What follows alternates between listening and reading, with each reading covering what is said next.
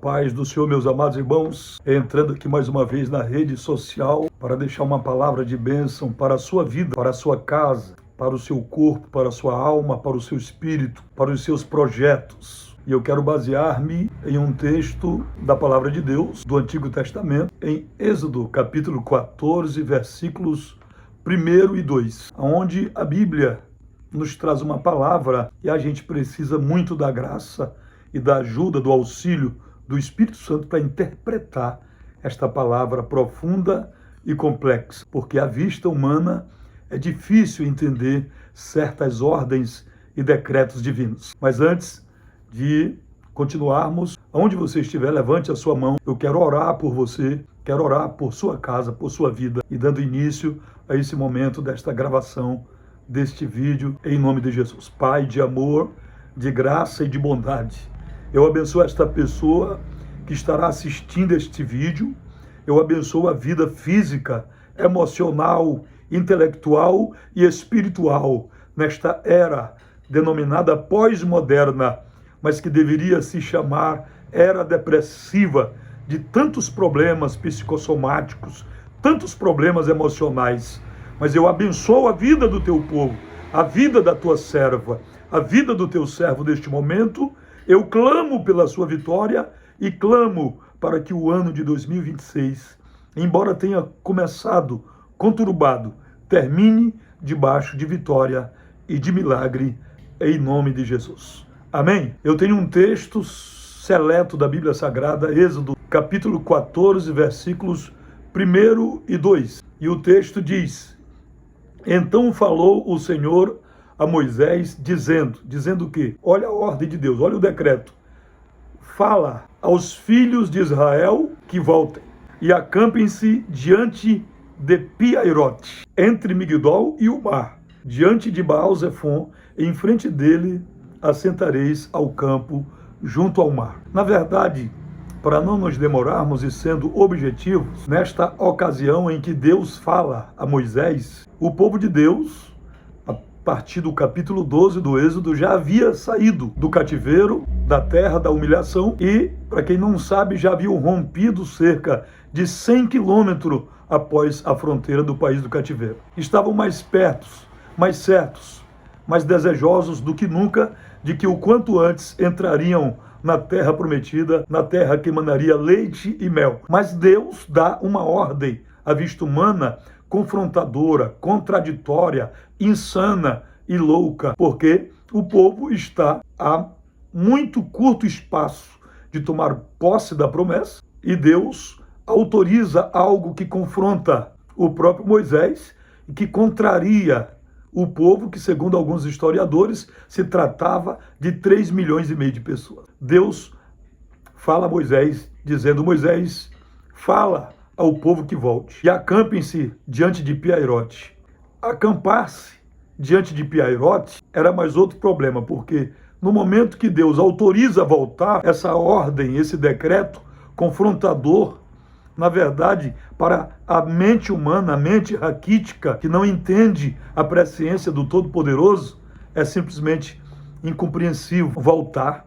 E, além de tudo, Deus especifica geograficamente o lugar, dizendo: acampem-se diante de Pi-Hairote. Pi-Hairote, geograficamente, estava localizado entre, de um lado estavam Migdol, que do original, da Lashon HaKodesh, são montanhas tão altas, tão íngremes, tão inescaláveis, que a Bíblia dará a elas o nome de Migdol, porque Migdol quer dizer torres. Alguém jamais poderia escapar daquele lugar tentando escalar as montanhas íngremes, altíssimas, escorregadias de Migdol, a quem a Bíblia dá o nome de torres. Do outro lado, lado esquerdo, geograficamente falando, Baal-Zefon. À frente, praticamente já se ouve o barulho do tropel das patas das mulas egípcias que vem andando a 70 por hora. E na frente, o Mar Vermelho.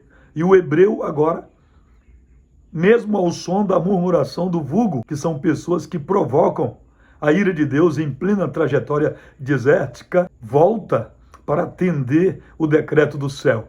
E acampam-se diante de Pi-Hairote, traduzindo-se do original, usando mais uma vez A exegese bíblica, Piairot quer dizer beco sem saída. E tem horas que na trajetória desértica da vida do crente, Deus leva o crente lá para o beco sem saída. Mas o projeto de Deus não é envergonhar o crente, não é matar o crente, não é subjugar o crente.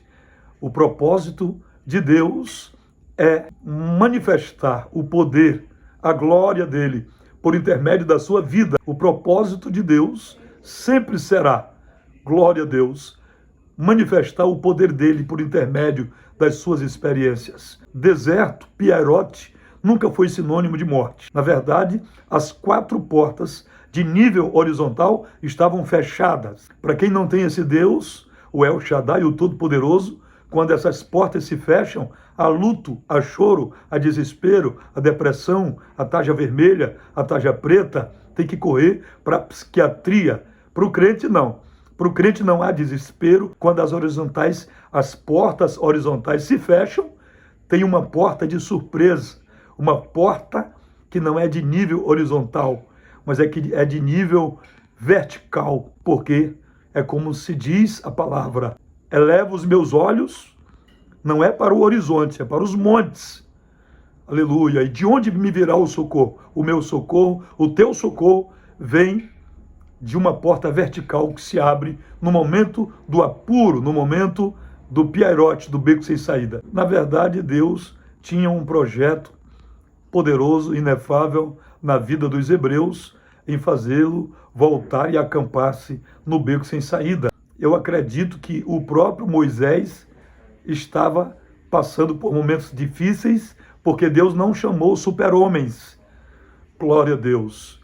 E diante daquela situação, o povo clama, o vulgo murmura, e o povo, no mínimo, pergunta: Moisés, não seria melhor termos ficado no Egito, sermos sepultados no Egito, nos trouxestes, para sermos envergonhados no deserto e sermos sepultados nessa areia movediça? Mas, para a surpresa de todos, aquilo que parecia morte, porque atrás vem Faraó, andando a 70 por hora. Um dia de marcha dos hebreus correspondia a 3, 4 quilômetros por hora, porque a Bíblia diz que um dia de marcha correspondia a 40 quilômetros de extensão. Mas eu quero profetizar sobre a tua vida, que mesmo que Satanás venha rapidamente a 100 por hora, a 200 por hora, mesmo você ganhando um salário que não cobre as despesas básicas do mês, Deus não te deixará ser alcançado pelas mulas de Faraó. Ele te fará andar de modo sobrenatural. Glória ao nome do Senhor. Em pleno Piairot,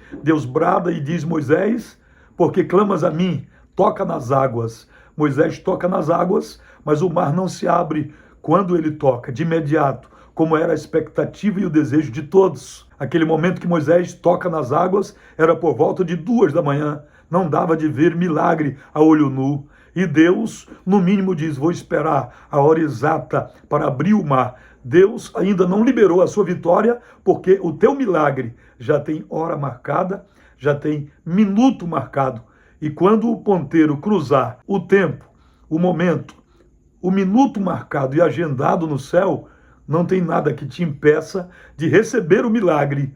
Deus tem projeto contigo em Canaã, não te deixará morrer nesse beco sem saída, e 2026 não vai terminar como começou, talvez sombrio, controvertido. Quero profetizar que vai terminar com festa, com cântico, com música.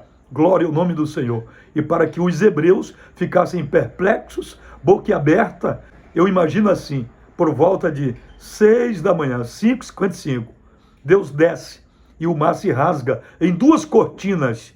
Israel passa a pés enxutos e do outro lado cantam: só o Senhor é Deus. Porém, eu quero me ater, pelo menos por mais 2 minutos, nessa reflexão que nós nos deparamos agora.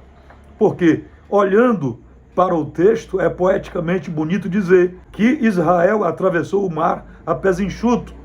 E eu venho aqui para refutar a doutrina dos doutores da morte, que estão estragando muita gente, pregando um evangelho somente de rosas. E esse evangelho que só tem rosas, que não mostra os espinhos, que não fala de renúncia, estraga muita gente.